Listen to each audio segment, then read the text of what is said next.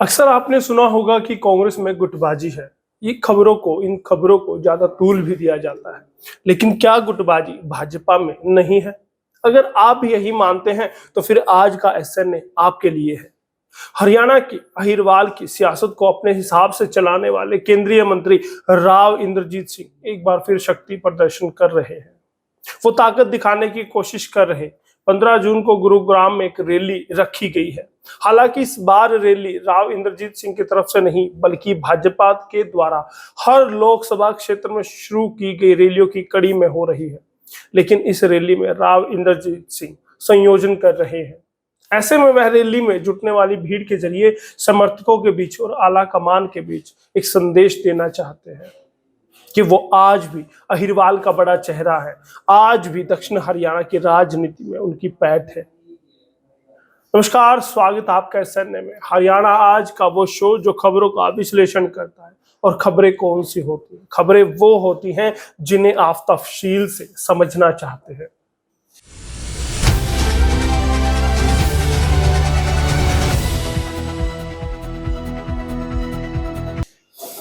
इस रैली की सबसे बड़ी खास बात यह है कि पटौदी से रामपुरा हाउस का पुराना नाता रहा है। लेकिन गुरुग्राम लोकसभा क्षेत्र का हिस्सा पटौदी विधानसभा क्षेत्र मोदी कैबिनेट के पावरफुल मंत्री भूपेंद्र यादव का है। जी हाँ, आप समझ ही गए होंगे। आज हम बात करने वाले हैं भूपेंद्र यादव और राव इंद्रजीत सिंह। दोनों ही अहिरवाल के बड़े कद के नेता हैं जिनका केंद्र में बड़ा दखल है। लेकिन उनके बीच किस तरह के संबंध है? क्या उनके बीच दोस्ती के संबंध है या फिर वो एक दूसरे को फूटी आंख नहीं सुहाते? उसी पर बात करेंगे, क्योंकि कांग्रेस के गुटबाजी की बात हमेशा होती है लेकिन भाजपा की बात नहीं होती। जैसा मैंने बताया कि उनका पैतृक गांव जमालपुर इसी हलके में आता है, इसी इलाके में आता है। इस रैली में भूपेंद्र यादव के आने की संभावना ना के बराबर है। देखिएगा, केंद्र के इतने बड़े मंत्री हैं लेकिन वो नहीं आएंगे। आपने देखा होगा कि भूपेंद्र यादव और राव इंद्रजीत सिंह के बीच 36 का आंकड़ा रहता है। जब चुनाव होते हैं या फिर दक्षिण हरियाणा की बात होती है तो दोनों ही नेता एक दूसरे को पसंद नहीं करते। यानी भाजपा भी इस बात से नजरअंदाज नहीं है, इस बात को वो अच्छे से जानती है। लेकिन दोनों में सामंजस्य बनाने में भी भाजपा कामयाब है। राव दे चुके हैं भीड़ जुटाने का संदेश। बता दें कि पटौदी में रैली के फाइनल होने के बाद केंद्रीय मंत्री राव इंद्रजीत सिंह की तरफ से उनके खास समर्थकों को रैली में भीड़ जुटाने का संदेश दिया जा चुका है। राव इंद्रजीत सिंह की पकड़ पूरे इलाके में अहिरवाल बेल्ट में है। हर विधानसभा में उनके खुद के समर्थकों की लंबी चौड़ी फौज है, जिसके जरिए वह हर मौके पर भीड़ जुटाकर अपनी ताकत दिखा जाते हैं। वर्ष 2021 में उन्होंने अहिरवाल बेल्ट से बाहर निकलकर झज्जर जिले में पटौदी में बड़ी रैली की थी। राव के लिए रैली में भीड़ जुटाना कोई बड़ा काम नहीं है, क्योंकि उसके लिए ये काम उसके अपने चेले कर देते हैं, यानी उसके समर्थक कर देते हैं, जो हर गांव में उनके लिए काम कर रहे हैं। अमूमन नेताओं को भीड़ जुटाने के लिए, न्योता देने के लिए गाँव में उतरना पड़ता है, लेकिन यहाँ पर फोन पर काम राव इंद्रजीत सिंह का हो जाता है। राव इंद्रजीत सिंह ने कभी भी रैली की तो उसमें भीड़ जुटाने के लिए गांव के दौरे कभी नहीं किए। बजाय उसके समर्थक ही संदेश देकर वो भीड़ जुटा देते हैं। इस बार पटौदी में होने वाली रैली में भीड़ जुटाने की जिम्मेदारी उनके खास समर्थकों पर ही रहेगी। इस रैली में भाजपा के प्रभारी पूर्व मुख्यमंत्री विप्लव देव के अलावा सीनियर नेता पहुंच सकते हैं। ऐसा नहीं कि दो यादव नेता और राव इंद्रजीत और भूपेंद्र यादव में 36 का आंकड़ा है और भूपेंद्र यादव सुधा यादव से उनकी पटरी बैठती हो।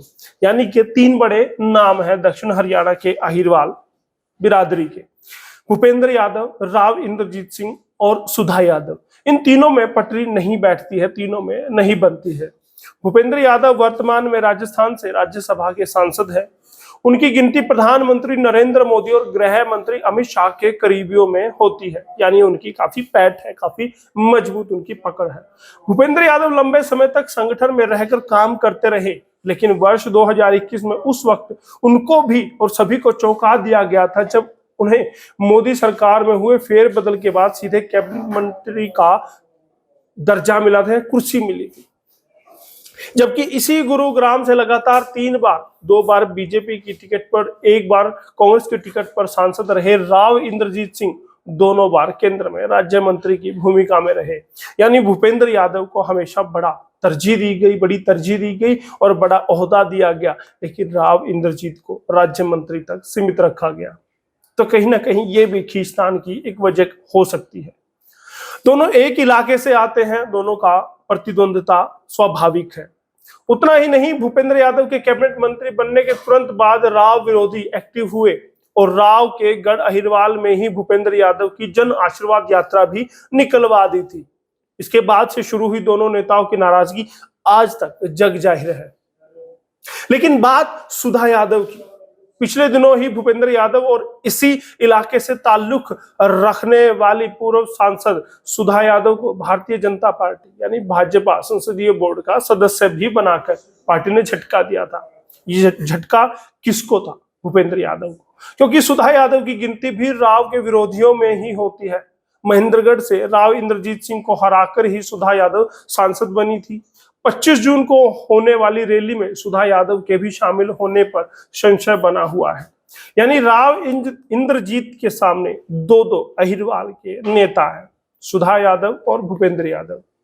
राव कर चुके हैं अगला चुनाव लड़ने का ऐलान, जबकि कयास उनके चुनाव आगे ना लड़ने के, उनके बेटी को कहीं ना कहीं रोकने की कयास लगाए जा रहे हैं, जबकि वो कह चुके हैं कि अगला चुनाव वो लड़ेंगे। दरअसल शीर्ष नेतृत्व की तरफ से उम्रदराज नेताओं के टिकट कटने के दिए जा रहे संकेत के बीच राव इंद्रजीत सिंह पहले ही कह चुके हैं कि वह अभी एक्टिव राजनीति से संन्यास नहीं लेंगे। पटौदी की रैली में उन्होंने कह दिया था कि वह अगला चुनाव जरूर लड़ेंगे। यानी कि आला कमान कुछ भी प्लानिंग बनाए बैठा हो, राव इंद्रजीत सिंह मैदान में डटे रहने वाले हैं। विरोधियों के साथ साथ वो भाजपा के नेता भूपेंद्र यादव, सुधा यादव के लिए मुश्किलें पैदा करने वाले हैं। दक्षिण हरियाणा में कहीं ना कहीं राजनीति उनके इर्द गिर्द घूमती है, तो इस करके भी उनका चुनाव लड़ना या ना लड़ने का फैसला भाजपा के लिए बहुत ही ज्यादा असरकारक होने वाला है। इसके साथ ही पिछले दिनों उन्होंने रेवाड़ी नारनौल एरिया में हुई जनसभाओं में अपनी बेटी आरती राव को विधानसभा चुनाव लड़ने का भी संदेश दे दिया था। नारनौल में तो यहां तक कह दिया था कि आरती अगला चुनाव हर हाल में लड़ेगी। राव इंद्रजीत सिंह लंबे समय से अपनी राजनीतिक विरासत बेटी आरती राव को सौंपने की दिशा में लगातार आगे बढ़ रहे हैं।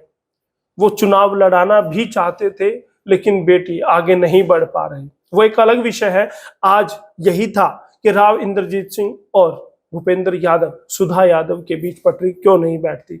अगर आपके पास इसका कोई जवाब है तो हमें कमेंट करके जरूर बताइएगा और लगातार बने रहिएगा SNA के साथ। बहुत बहुत धन्यवाद SNA के लिए। मैं यशपाल कंचन।